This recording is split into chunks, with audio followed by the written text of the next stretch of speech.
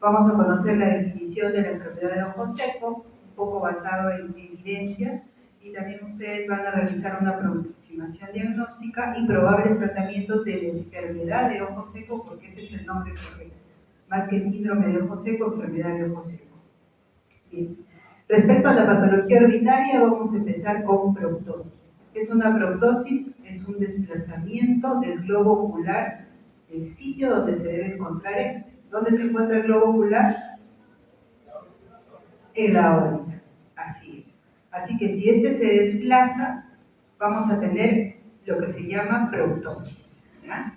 Cuando esta causa se va a dar por una patología tiroidea, ya no va a ser proptosis en sí, va a llevar un apellido. ¿Cómo se va a llamar? Exoftalmos. Así que el exoftalmos es una proptosis causada por una patología tiroidea. Puede ser un paciente con hipertiroidismo, con hipotiroidismo o un paciente con patología tiroidea que está en un momento de eutiroideo, también puede presentar este exoftalmos.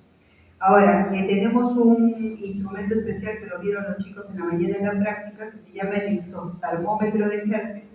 Este nos permite medir cuánto está el ojo fuera de la órbita.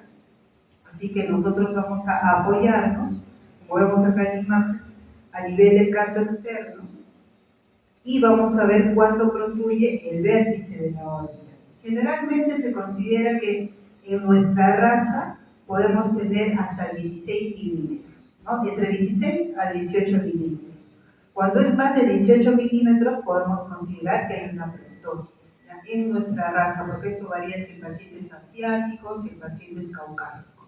Ahora, si entre un ojo y el otro hay una simetría, por ejemplo, si en un ojo tengo una exoftalmometría de 16 milímetros y en el otro ojo tengo 19 milímetros, o sea, hay una diferencia de 2 o más, estamos hablando también de una proptosis, ¿ya? Entonces ahí hay dos conceptos diferentes.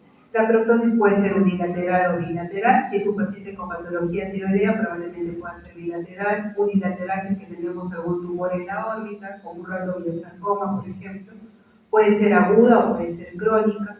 En el caso de aguda, una celulitis orbitaria no puede dar una proptosis. Y si es crónica, un paciente con patología tiroidea también puede tener una proptosis de larga data. ¿Axial o no axial? Ahí hablamos de, nos guiamos de antero-posterior. Si el ojo se va solo hacia adelante, es axial. Pero si el ojo se desplaza en cualquier otro eje, arriba, abajo, derecha, izquierda, estamos hablando de no axial, ¿ya? Y bueno, las causas inflamatorias, infecciosas, tumores y también causas traumáticas. Ahora pasamos a celulitis. Pues si tienen alguna duda durante la clase pueden avisar y lo conversamos. Respecto a la celulitis, esta celulitis tenemos que tener en cuenta un parámetro anatómico importante que es el septum orbitario. Entonces el septum orbitario es como una tela. Delante del septum orbitario nosotros vamos a tener al músculo orbicular, a la piel y el tejido celular subcutáneo. Y detrás del septum orbitario vamos a tener la grasa preaponeurótica y la aponeurosis del músculo elevador. Todo lo que se va a ubicar delante del septum me va a dar la celulitis preseptal. Y lo que está detrás del septum me va a dar la celulitis orbitaria y las complicaciones que ésta pueda tener.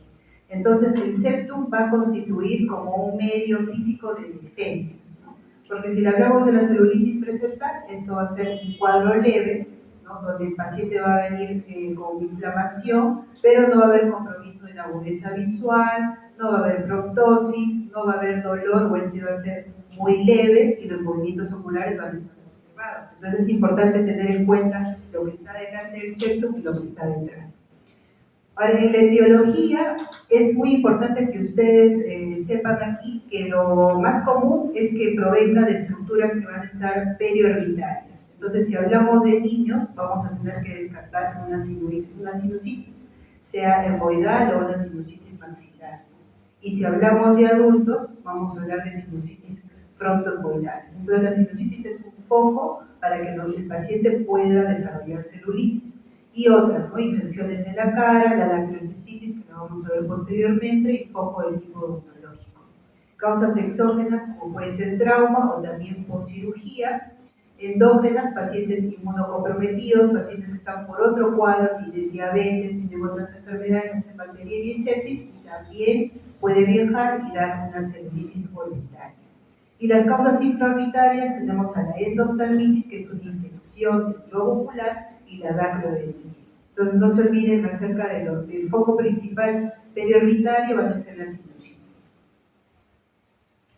Bien, tenemos acá la clasificación de Chandler, que es una clasificación que nos permite llegar desde el cuadro más leve hasta el cuadro más severo. Entonces, si es 1, hablamos de celulitis preseptal, en 2, la celulitis septal, en el 3 vamos a hablar del absceso subperióstico, porque está muy cerca al periósteo, al hueso, a la cavidad orbitaria. Luego tenemos el 4, que es el absceso orbitario, como ustedes pueden ver aquí en el dibujo, que va a ubicarse dentro del cono muscular. El cono muscular va a estar formado por los músculos recto interno, recto lateral. Entonces, todo lo que está dentro de estos músculos, en ese espacio, va a formar un absceso orbitario o intraorbitario. Es por eso que cuando se da el desplazamiento, la proptosis, cuando hay un absceso intraorbitario, va a ser en el eje antero-posterior, o sea, me daría una proptosis de tipo axial, ¿ya? En cambio, cuando los abscesos son superiósticos, pueden ubicarse arriba, abajo, de lateral, interna, entonces ahí ya la proptosis va a ser no axial, como vamos a ver en algunas imágenes. Y finalmente, el cuadro más grave va a ser la trombosis del seno cavernoso. Entonces, acuérdense de esa clasificación de Chandler. Como hablábamos, la celulitis preseptal va a ser una inflamación de todo lo que está delante del septum, no va a haber afectación del globo ocular, la agudeza visual está conservada, los movimientos oculares también van a estar conservados. Si hablamos de, y ahí ven cómo vemos las imágenes, ¿no? A este niño que está con un cuadro de celulitis periorbitaria preseptal. Si ya hablamos de una celulitis orbitaria, en este caso ya vamos a hablar de dolor, de compromiso de la agudeza visual, y también va a haber afectación de los movimientos oculares. Hemosis, que viene a ser edema de la conjuntiva, el ojo va a estar hinchado, y también vamos a ver, cuando realizamos la medida de presión intraocular, va a haber un aumento de la presión intraocular. Entonces acá vemos cómo ya está ya la proptosis, ¿no? Que es una proptosis de tipo axial en el eje antero-posterior. Ahí vemos otro cuadro.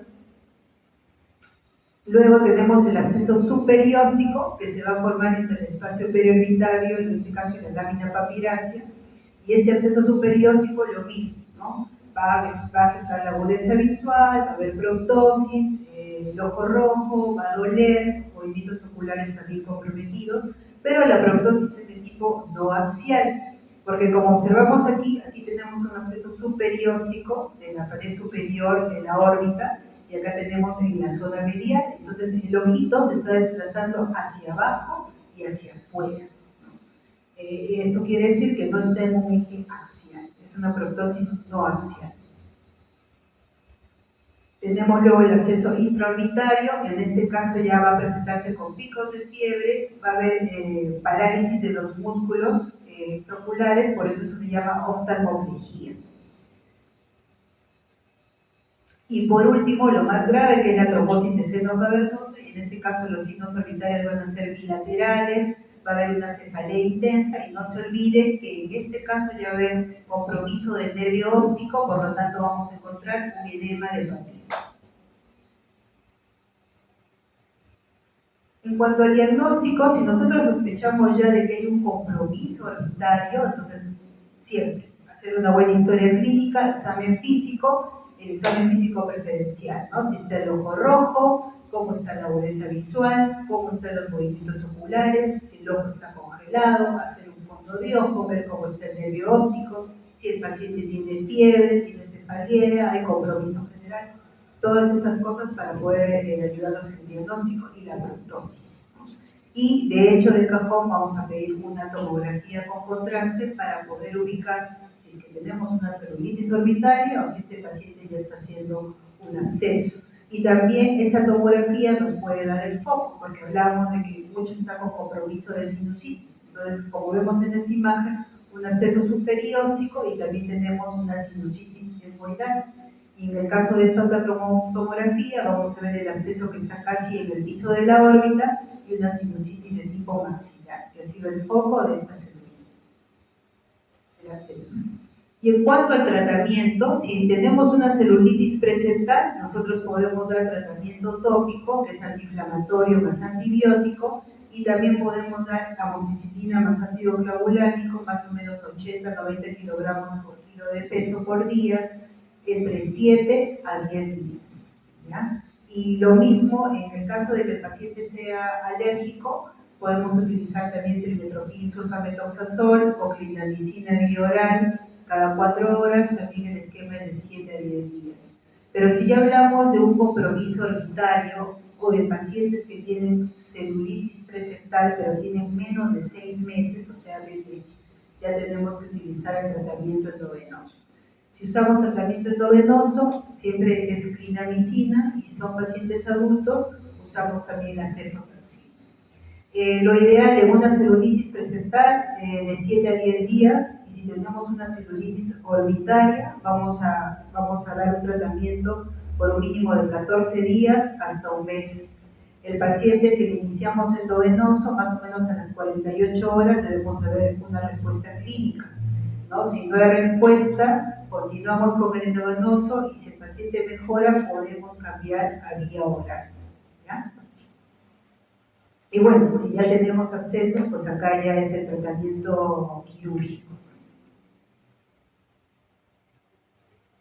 Respecto a la enfermedad inflamatoria orbitaria idiopática, que ustedes lo tienen como pseudotumor inflamatorio, según sus sílabos, este ya es un diagnóstico de exclusión. O sea, si ustedes ya no encuentran que el paciente tiene una proptosis, no hay tumor, no hay un linfoma, no hay una patología tiroidea, no hay nada de eso, finalmente pensamos, puede ser un pseudotumor inflamatorio. Por eso es un proceso orbitario inflamatorio inespecífico, idiopático, benigno, y se va a caracterizar histopatológicamente por la presencia de un infiltrado linfocitario, ¿no? ¿Y qué va a producir? Va a producir como un cuadro de celulitis. Entonces va a tener el ojo rojo, puede tener restricción de los movimientos oculares, va a haber proptosis, pero el tratamiento, al ser un cuadro idiopático, va a ser dado por corticoides o inmunosupresores. Bien, si no hay preguntas hasta ahí, pasamos a patología del aparato lacrimal. ¿Quién produce las lágrimas? La glándula lacrimal. ¿Y quién conoce el aparato excretor de la lágrima? A ver, Regina Loaiza. ¿Regina? No, Regina, no, tú estás en la práctica. Samira Mendoza.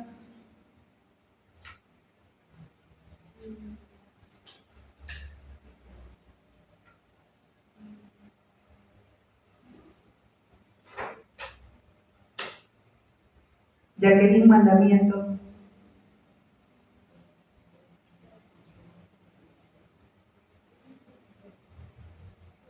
A ver, su colega que está durmiendo. La anatomía del aparato lacrimal.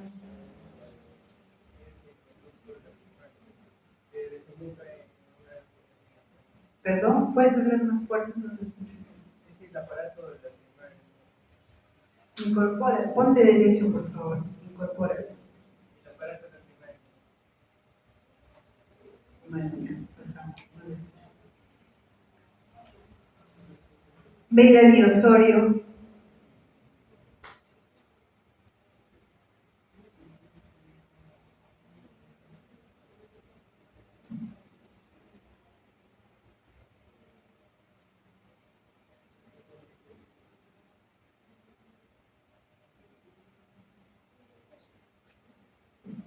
Ya, a ver, vamos a empezar. Respecto al aparato lacrimal, tenemos una parte que es secretoria, que es la glándula lacrimal, ¿ya? Y glándulas lacrimales accesorias. Pero tenemos una parte que es el aparato excretor. Y este aparato excretor va a estar formado por lo que ustedes ven ahí en la pantalla, empezando por los puntos lacrimales. Tenemos el punto lacrimal superior e inferior, luego tenemos los canalículos lacrimales, que más o menos miden 8 milímetros, también superior e inferior. Luego pasamos al saco lacrimal, que está ubicado en el canto interno del ojo, más o menos mide de 12 a 15 milímetros. De ahí viene el conducto nasolacrimal, que donde va a desaguar el conducto nasolacrimal, Miroslava Guarino.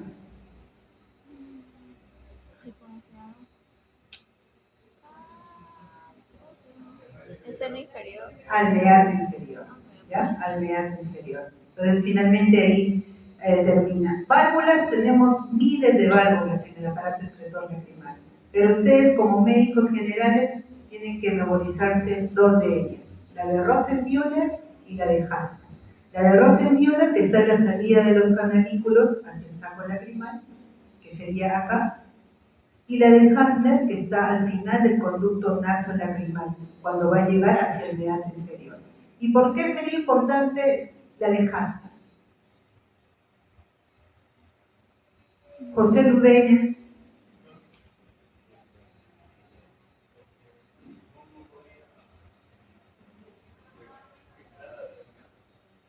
Claro, pero hay algo importante ahí.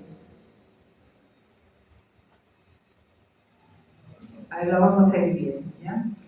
Bien, entonces en cuanto a la clasificación de las obstrucciones de la vía lacrimal, quiero que recuerden dos cosas. Todo lo que está por delante de la Rosenmüller hacia el ojo, o sea, puntos lacrimales, canalículos lacrimales y canalículo común, van a hablar de una obstrucción superior de la vía lacrimal.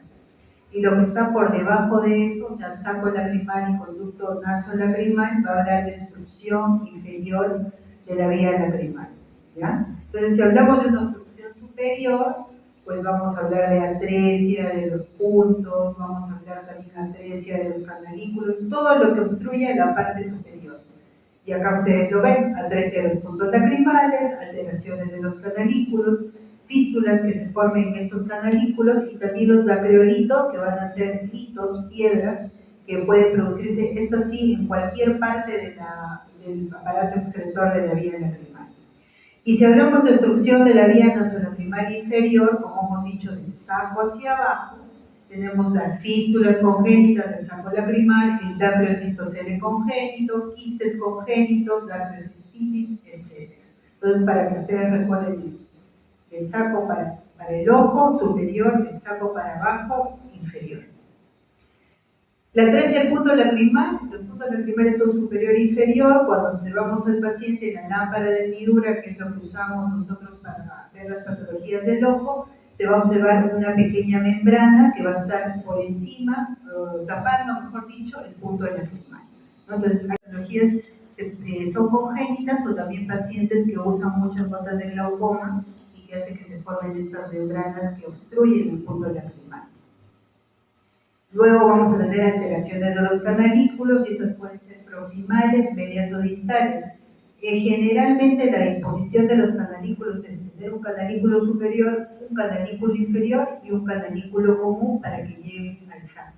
Generalmente, pero no siempre. A veces puede haber directamente el canalículo superior al saco o el canalículo inferior al saco. Pero cualquiera de estas puede dar una obstrucción superior de la vía lacrimal.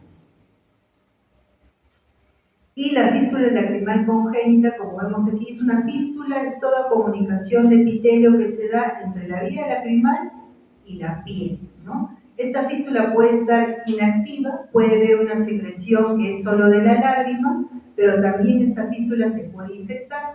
Entonces, en ese caso, cuando nosotros vamos a colocar el dedo y vamos a hacer una presión en la zona del canto interno del ojo, vamos a observar que refluye un contenido que es un contenido de moco. Entonces, en ese caso ya vamos a dar tratamiento antibiótico y luego cirugía para el cierre de la fístula.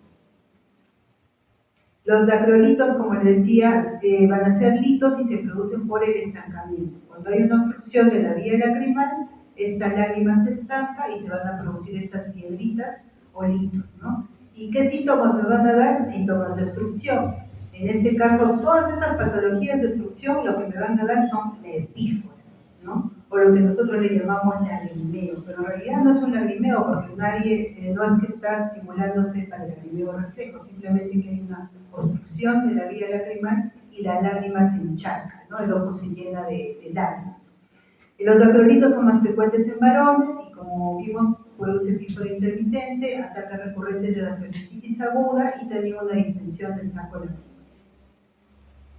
Ahora, ¿Por qué les decía que es muy importante la válvula de Hasner? Porque una de las patologías más frecuentes a nivel de oftalmología pediátrica va a ser la obstrucción congénita de la vía lacrimal, del conducto nasolacrimal.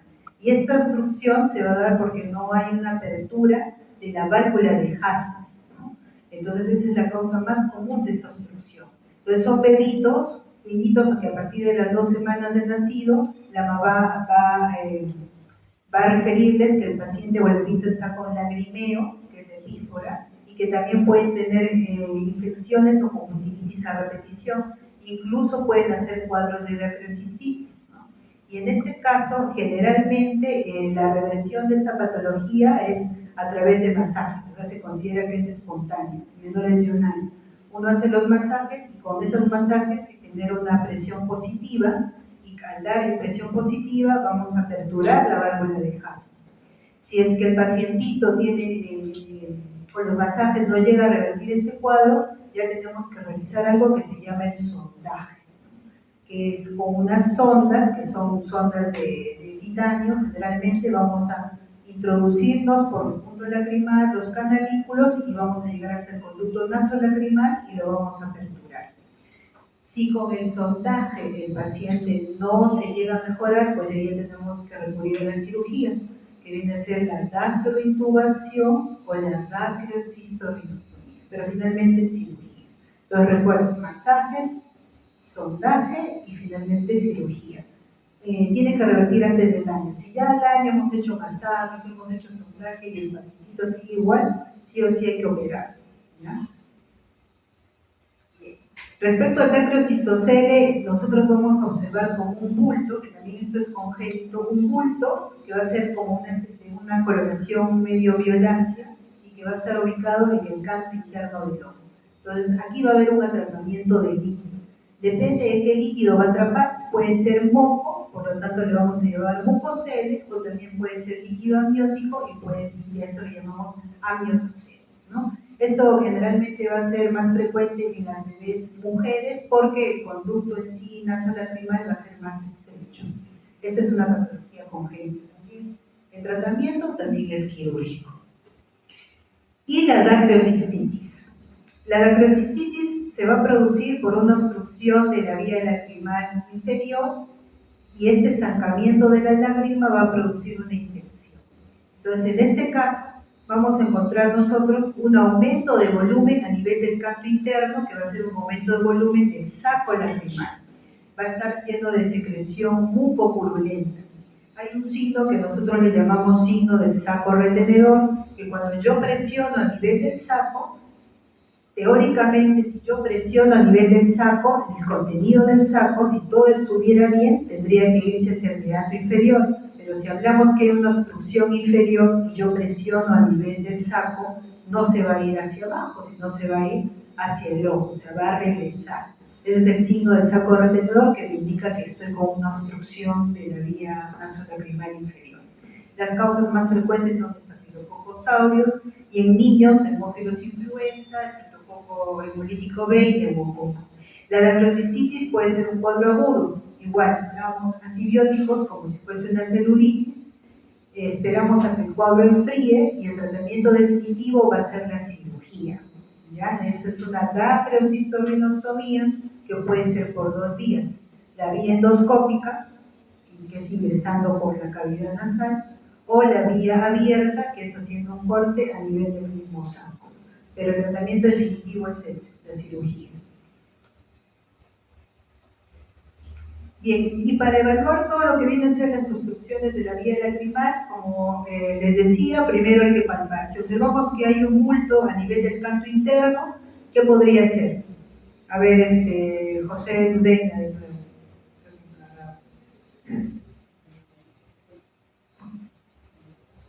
Un mucocele, claro. Ya, y si es un adulto de 60 años y está rojo, y acá fue lagrimeo, epífora, ¿qué puede ser?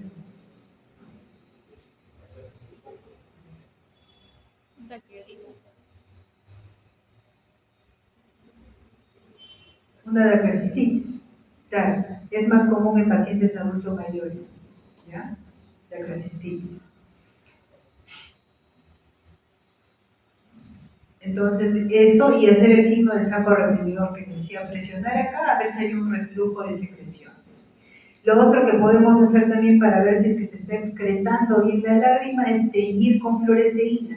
Y ahí vamos a ver una presencia de un menisco lacrimal. Teóricamente este menisco tiene que desaparecer a los 5 minutos con el parpadeo, que estimula la bomba lacrimal.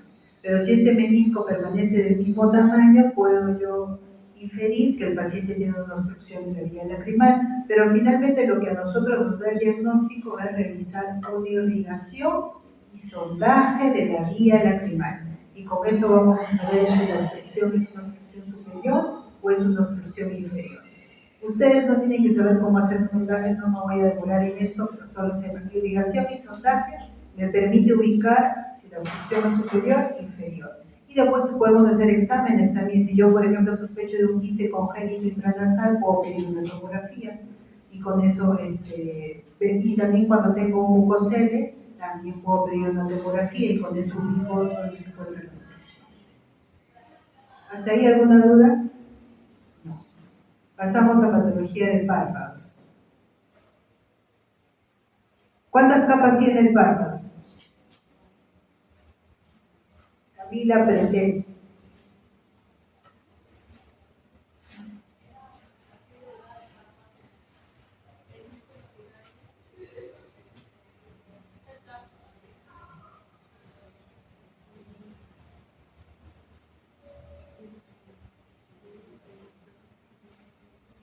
María Fe Palti.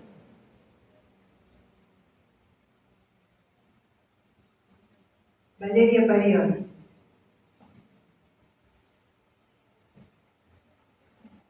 Ángela Pichot.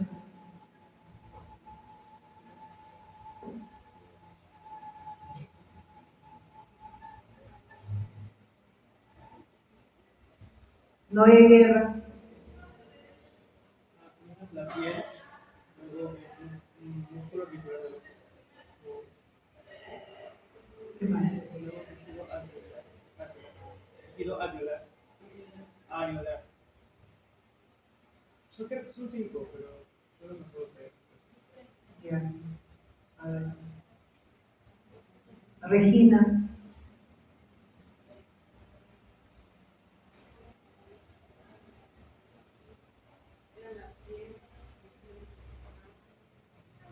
La pregunta sería, claro, la pregunta es, ¿y a qué nivel me está preguntando las capas del párpado?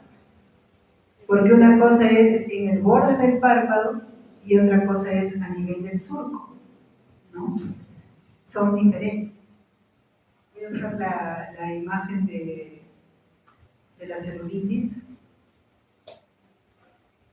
Una cosa es que hablemos del borde del párpado, que es acá, donde yo voy a tener piel, tejido celular subcutáneo, músculo orbicular, tarso y conjuntiva. Solo eso. Pero si hago, eso es el corte en el borde libre del párpado. Pero si hago en el surco palpebral es diferente. Piel, tejido celular subcutáneo, músculo orbicular, septum, grasa preaponeurótica y aponeurosis del elevado.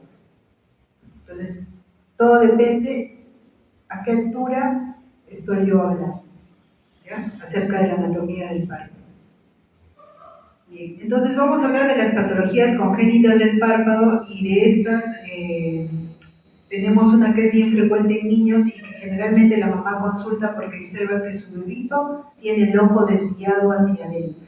Entonces examinamos los movimientos oculares y vemos que el paciente está en ortoforia, o sea, los ojos no tienen desviación.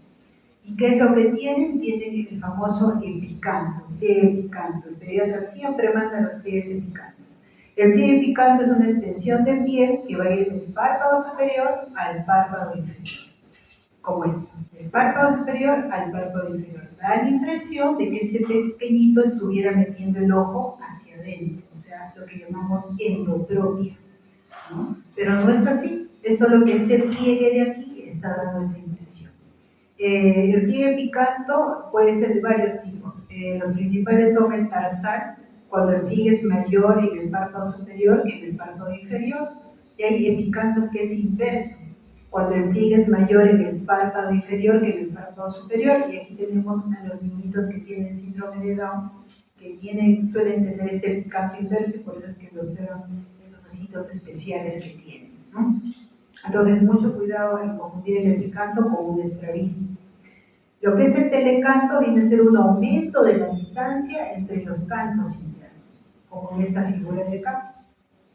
Luego vamos a tener otro que es bien común, es el epibléfaro, ¿no? Que son niñitos que van a venir por conjuntivitis crónica, y vamos a verlos nosotros también en la lámpara de hendidura, y va a haber un pliegue de piel redundante a nivel del párpado inferior.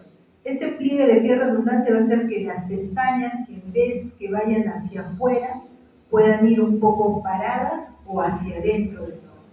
Y cuando están hacia adentro del ojo, estas pestañas van a raspar al ojo, van a raspar la córnea, van a producir queratitis. Y por eso es que el bebito puede venir con ojo rojo y desarrollar también infecciones o conjuntivitis a repetición. En el caso del epibléfaro hay que darle tratamiento antibiótico si está con el cuadro agudo, decirle a la mamá que siempre haga limpieza de pestañas, pero si los cuadros de conjuntivitis son muy repetitivos, se considera tratamiento quirúrgico. Entonces hay que extraer esa piel redundante. Y por último tenemos otra patología congénita que es el coloboma. Hay una ausencia de una parte del espesor total del párpado, sea párpado superior o párpado inferior. El párpado va a ser como una cortina protectora del ojo. Es lo primero, cuando uno le quiere meter el dedo al ojo, lo primero que ustedes hacen es cerrar. El párpado hace ese movimiento protector. Pero si nos quedamos sin párpado, obviamente vamos a exponer el ojo, vamos a exponer la córnea, va a haber queratitis, va a haber heridas en la córnea, se pueden formar cicatrices corneales, glaucoma corneal, y hacer que la visión disminuya. Y también se puede identificar. El tratamiento también es quirúrgico.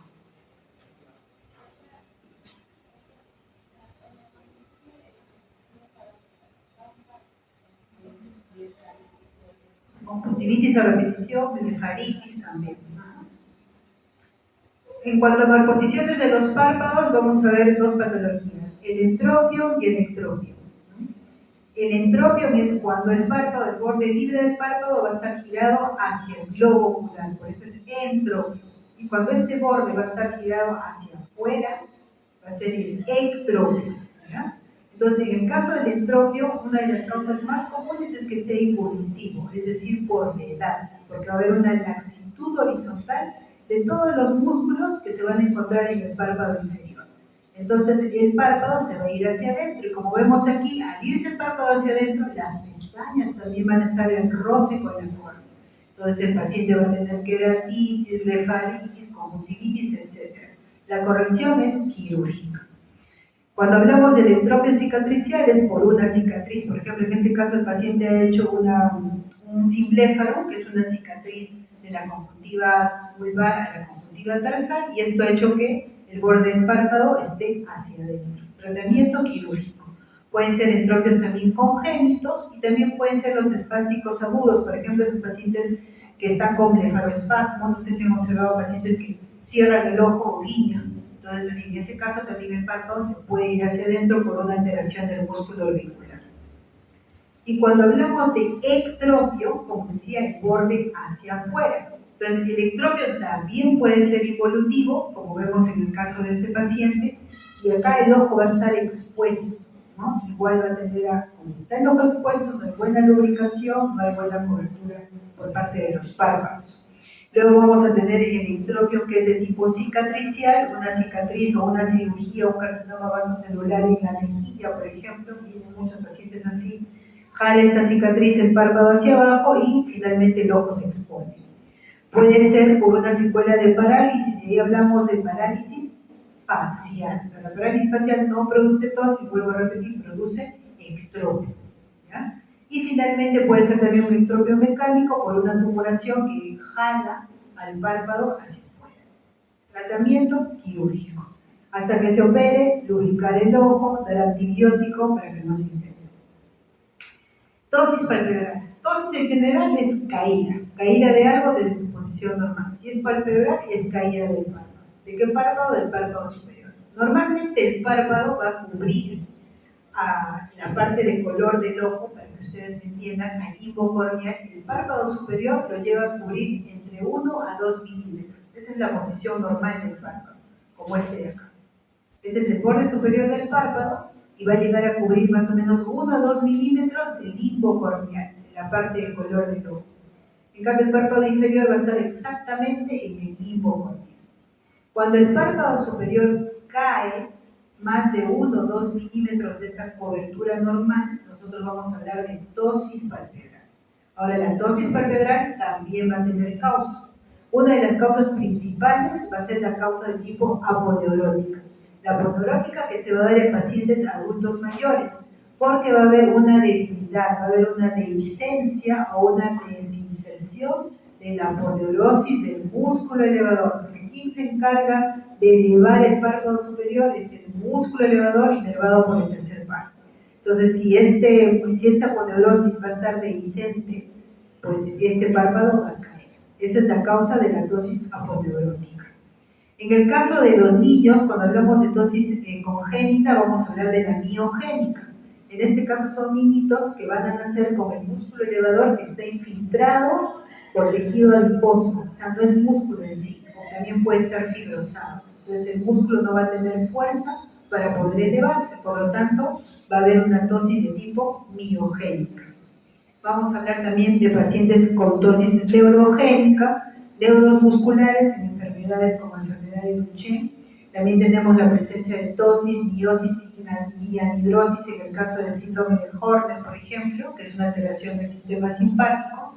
Ptosis mecánica, como vemos acá este paciente que tiene una tumoración del párpado superior del ojo izquierdo, que es un chalacio, que da la impresión de que el párpado estuviera caído. Y finalmente la ptosis traumática viene en pacientes con contusión ocular, trauma ocular, y se destruye el músculo elevador, por lo tanto el párpado se va a caer. Generalmente esperamos unos 6 meses a ver si se llega a restaurar la función del músculo, y si no, igual hay que operar. Y esto es en el caso de inervación aberrante, pacientes que tienen ptosis, cuando usan los músculos de la masticación van a tener una inervación aberrante de itopar, entonces se empiezan a succionar y el párpado se empieza a elevar. Bueno, llévense el concepto de ptosis, caída del párpado. Si es en ancianos es porque la aponeurosis está dehiscente, y si es que es en niñitos es porque el mismo músculo está fibrosado o infiltrado con grasa. Tratamiento quirúrgico. Ahora sí, chalacio y orzuelo, ya ustedes lo dijeron.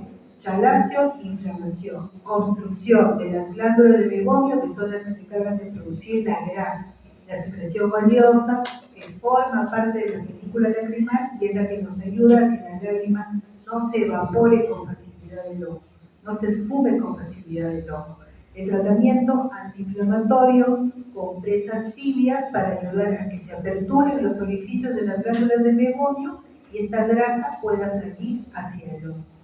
Y si hablamos de orzuelo, vamos a hablar de una inflamación, pero es infecciosa, aguda.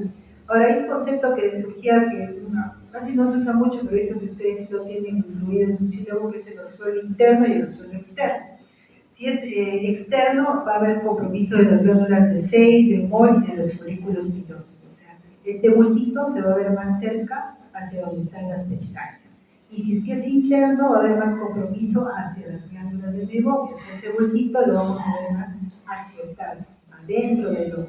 Por eso es que tenemos que invertir el párpado para poder ver el bultito.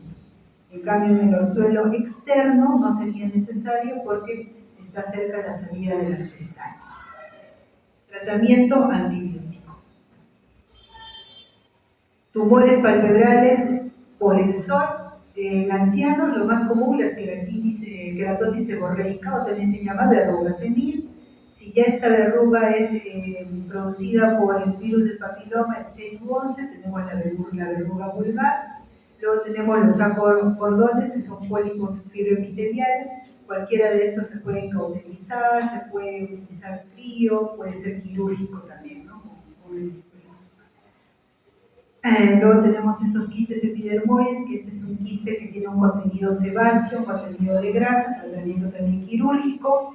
Las milias, que son quistes epidérmicos pequeños, acá también se puede usar crioterapia, también se usa ácido retinoico para estos de acá, y los antelasmas que se van a producir en pacientes con hiperlipidemia, ¿no? Entonces, en este caso, también tratamiento de tipo quirúrgico, pero suelen volver a crecer. Y de tumores malignos del párpado, el mayor estímulo siempre va a ser la radiación UV. Tenemos dos tipos de tumores malignos, el carcinoma vasocelular, el carcinoma de células escamosas, hay otro que es el carcinoma sebáceo, pero lo más importante, el concepto más importante que se debe llevar es que en los tumores malignos siempre es más frecuente que crezcan a nivel del párpado inferior y del canto interno del ojo. El más común tiende a ser el vasocelular, y hay tipos también, ¿no? El vasocelular que es tipo nodular, y también tenemos el vasocelular que es morfeiforme, que es más como una plaquita. Entonces, acá por ejemplo, este es más como un nódulo, y acá tenemos más como una plaquita. Y en el caso del carcinoma de células escamosas, hay de tipo nodular y de tipo ulcerativo. Cuando sospechamos de una lesión que puede ser cáncer, siempre hay que ver la vascularización. Si hay vascularización por encima de la lesión, pensamos en cáncer. Si hay magarosis, que es ausencia de pestañas donde está el tumor, también pensemos en cáncer. Bien, ¿hasta ahí alguna pregunta? Creo que vamos a acabar temprano. Voy a preguntar si acabamos temprano. ¿Alguna duda, pregunta? Porque esta es una patología que tiene múltiples factores de riesgo, que está asociada con múltiples condiciones ambientales. Por ejemplo, en el caso de ustedes, que son estudiantes de medicina, que teóricamente leen bastante, que están frente, no sé, no, es cierto, pero a veces no hay tiempo para leer porque uno más se la pasa 10 horas en el hospital, revisando la clase, etc. Y en la noche se duerme. Entonces, usan computadora, ¿no? Cuando vino esto de la época del COVID, todo el mundo usando la computadora, la tablet, el celular, la laptop, muchos manejan. Entonces, uno se olvida de que tiene que parpadear, por ejemplo, ¿no? El aire acondicionado, la contaminación, humo, polvo, viento, todos los factores inciden para que nos puedan producir un estrés. Si es que ustedes son alérgicos y usan antihistamínicos, lo mismo. Si es que sufren de depresión, ansiedad, también lo mismo, ¿no? Entonces, por eso es que se considera que es un enfoque con muchos actores. Entonces vamos a hablar de esa enfermedad del ojo seco. Bien, como decía, es una enfermedad, ¿no? Porque va a haber un compromiso de la superficie ocular. ¿Quiénes forman parte de la superficie ocular? La córnea, la conjuntiva y los párpados. Estos se van a ver comprometidos y además va a haber un compromiso de la homeostasis de la película lacrimal. Siempre tiene que haber un equilibrio entre la producción de la lágrima y entre la evaporación de la lágrima. Y aparte de eso, el parpadeo, ¿no? Hay un parpadeo que es protector y que nos ayuda a que la lágrima se pueda distribuir en toda la superficie ocular. Y bueno, como es una enfermedad, va a estar también compuesta de síntomas y de signos. Factores de riesgo. En la edad se ve mucho en pacientes adultos mayores porque, como conversábamos, las glándulas del meiomio producen secreción oleosa y esta forma parte de la película lacrimal. Si es que estas glándulas no funcionan bien, la grasa no va a ser la correcta, la de buena calidad, por lo tanto el paciente puede sufrir de ojo seco. Si hablamos del estilo de vida como ustedes, chicos que hacen lectura prolongada, así que eso también les trae, ¿no? Visión prolongada, ordenadores, etc. Factores ambientales, ya lo hemos visto, aire acondicionado, humo, polvo, viento. A ella, por ejemplo, que tiene el cabello de rizos, le está dando todo el aire en los ojos. Entonces probablemente le pueda arder el ojo y pueda tener sensación de arenilla, el lente le está protegiendo. Hormonales en la menopausia también, ya por una cuestión hormonal. Medicamentos, recuerden, antihistamínicos, antidepresivos y los ansiolíticos, que producen una disminución de la producción del componente acuoso de la lágrima. Enfermedades a la cabeza, las enfermedades reumatológicas. Muchos pacientes que tienen artritis reumatoide, por ejemplo, consultan, manda al reumatólogo para ver cómo está la superficie ocular. Hablamos del síndrome de Sjögren, del lupus eritematoso sistémico y todas las primas hermanos de esas enfermedades. Problemas del párpado, blefaritis, haber sometido a cirugías oculares, los que se quieren operar de láser, la SIC, PRK, lo que fuese, también genera un trauma ahí y pueden producir síndrome del ojo seco. El uso de lentes de contacto también, y la alimentación se vio mucho el déficit de los omegas 3 y omega 6.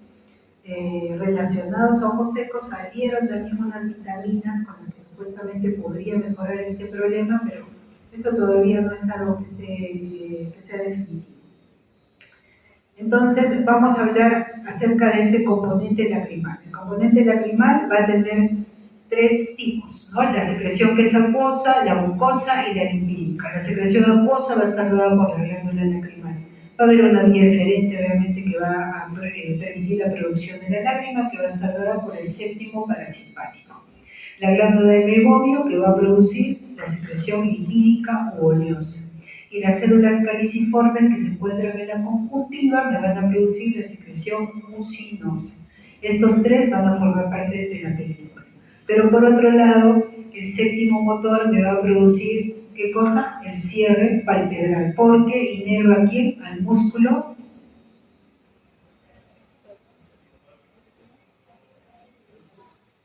orbicular, que es un músculo protractor, cierra el ojo, ¿ya? Entonces este va a permitir que se aclare la lágrima, que se distribuya y que no se evapore. Por eso es importante, como decía, si hay lectura prolongada, yo me olvido de parpadear, entonces mi lágrima se evapora rápido. Aquí está la superficie ocular, que viene a ser la córnea, y la conjuntiva que reviste el párpado, y vamos a ver los tres componentes de la película lacrimal.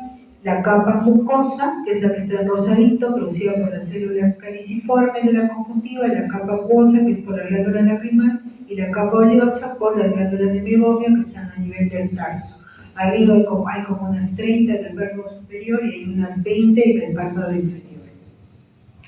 Entonces, en cuanto a la etiología, vamos a tener un ojo seco que sea por un déficit de la producción acuosa, un ojo seco que sea por un aumento de la evaporación, y lo más común es que ambos se junten y finalmente se produzca un ojo seco mixto. En cuanto, acá vemos, ¿no? Por deficiencia acuosa y por el evaporativo, y siempre a la cabeza, al costado, los factores medioambientales. Bien, si hablamos de deficiencia acuosa, dos grandes brazos: el síndrome de Sjögren, donde se van a afectar no solo la glándula lacrimal, sino también ¿quién?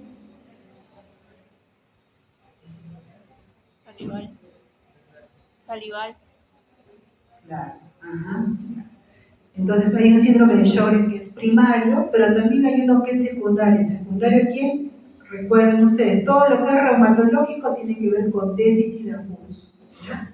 Lupus, granulomatosis, poliarteritis mixta del tejido conectivo, todo lo reumatológico inmune tiene que ver con secreción acuosa. Y acá no relacionada al síndrome de Sjögren, que puede ser deficiencia lacrimal primaria o secundaria, y de lo que quiero que aquí recuerden es sobre todo cuando hay una obstrucción de los conductos de las glándulas lacrimales, porque generalmente esto se va a dar en pacientes que tienen conjuntivitis de tipo cicatricial. ¿Y quiénes van a tener ese tipo de conjuntivitis? Pacientes que tienen una injuria química, por ejemplo los quemados, ¿no? Pacientes con síndrome de Stevens-Johnson, con pemphigoide cicatricial y con tracoma. Entonces, déficit acuoso, hablamos de las enfermedades reumatológicas en general, el síndrome de Sjögren primario y secundario, y hablamos también de las conjuntivitis de tipo cicatriciales por obstrucción de los tubos de las glándulas lacrimales. Y el otro brazo ya es el evaporativo. Aquí, ¿quién es el protagonista? Las glándulas de Meibomius, que producen la secreción oleosa. Entonces, es intrínseco cuando va a haber una disfunción de las glándulas de Meibomius, que es común en pacientes adultos mayores. Esta disfunción puede ser primaria, que se da por la edad, o puede ser secundaria. ¿Secundaria qué? Por ejemplo, secundaria a una nefaritis, al uso de lentes de contacto. Puede ser secundaria también a ciertas dermatosis. ¿Qué dermatosis que afectan las glándulas de Meibomius? la rosácea, la dermatitis seborreica, la ictiosis y la psoriasis. ¿Ya? Todas estas enfermedades dermatológicas afectan a las glándulas del meiomio. Hay una rosácea que es netamente ocular. Y también secundaria una exposición química a aquellos que han recibido tratamiento de acné, la isorretinoína. Es por eso que pacientes que van a iniciar tratamiento de acné se les dice o vas al oftalmólogo o empieza a usar láminas, ¿ya? Porque van a producir ojo seco evaporativo. Y también antiandrógenos. Y por el otro lado, pacientes que tienen rinitis alérgica, conjuntivitis atópica, van a tener también ojo seco evaporativo, aquellos que tienen déficit de vitamina A, que usan colidios con conservantes. En este caso, por ejemplo, muchos pacientes que tienen glaucoma, que van a usar láminas toda la vida, si ese glaucoma tiene conservantes, también produce ojo seco. Entonces le damos su lágrima, su antiglaucomatoso asociado a su lágrima. Y el uso de lentes de contacto. Entonces recuerden, evaporativo, protagonista, las glándulas del meiomio. Acá vamos a ver la presencia de telangiectasias, estos vasitos de acá en el borde del párpado que son muy comunes en pacientes con rosácea ocular, esta secreción de tipo pegajosa, y acá ven cómo está esta secreción acuosa que debería ser más fluida, esta secreción oleosa, perdón, debería ser más fluida, se encuentra taponando los orificios de las glándulas del meiomio. Estos son los orificios de las glándulas del meiomio. Bien, entonces finalmente en la fisiopatología va a haber un aumento de la osmolaridad en la lágrima. Recuerden los dos brazos, ojo seco por déficit acuoso y ojo seco por evaporación, aumento de la evaporación. La hiperosmolaridad lagrimal va a hacer que se produzcan más citoquinas, factor de necrosis tumoral, todas esas sustancias que activan la inflamación. Van a afectar también a las células caliciformes que se encuentran en la conjuntiva, que ya hemos visto que forman parte de la secreción mucinosa de la lágrima. Y vamos a ver, si es que ese ojo seco evaporativo, vamos a pensar siempre en una afección de la glándula del meiomio, sea disfunción de la glándula del meiomio, sea la blefaritis, sea déficit de vitamina A, alergia ocular, conservantes, lentes de contacto. Y por el otro lado, la secreción lacrimal, cuando se ve afectada en las enfermedades reumatológicas, ¿ya? Y hay que recordar el síndrome de Sjögren también, cuando hay una obstrucción de los conductos lacrimales por conjuntivitis cicatrizales, cuando hablamos de los antihistamínicos, los antidepresivos y los ansiolíticos. Y acá está la cirugía refractiva, ¿ya? Así que los que quieren operarse, mejor no se operen. ¿Cuáles son los síntomas del ojo seco? Picor, sensación de cuerpo extraño, ojo rojo, dolor, visión borrosa. Lagrimen, fotosensibilidad también. Ahora, para ver los síntomas, generalmente usamos dos test. Ustedes no tienen que aprenderse el test. Yo lo que quiero que vean del test son dos, que es el test de OSDI, es el primer test. Vamos a ver qué síntomas da, ¿no? Es el Ocular Surface Disease Index. Entonces, uno de los síntomas es sensibilidad a la luz, aumenta la sensibilidad a la luz, sensación de arenilla en los ojos, dolor de ojos, visión borrosa o mala visión. Y vamos a ver en qué circunstancias se puede dar esto. Cuando el paciente lee, cuando el paciente conduce, cuando trabaja con computadora, cuando ve televisión, o sea, cuando usa mucho la visión y no se da cuenta que tiene que parpadear. Y también en qué condiciones medioambientales se va a dar, si es que es cuando está expuesto a un lugar con viento, un lugar con baja humedad o muy seco, si ustedes se van a Arequipa, si ustedes se van a Huaraz, alta radiación, clima seco, van a sentir visión borrosa, sensación de arenilla, o sea, el ojo se va a secar. Y también zonas con aire acondicionado, ¿ya? Entonces, según eso, uno le da una puntuación, si lo siente mucho o lo siente poco, y finalmente, si es que la puntuación es mayor o igual a 13, uno dice, este paciente tiene ojo seco, sea moderado o sea severo. De acá llévense los síntomas y las condiciones medioambientales en las que se van a dar estos síntomas, ¿ya? Y el otro, que es el Dry Eye Questionnaire, que es básicamente, es un poco más general, ¿no? Porque acá te refieres si tienes alguna molestia, o sea, si tienes un disconfort, pero no especifica qué tipo de disconfort, como es que hacen desde OSI, ¿ya?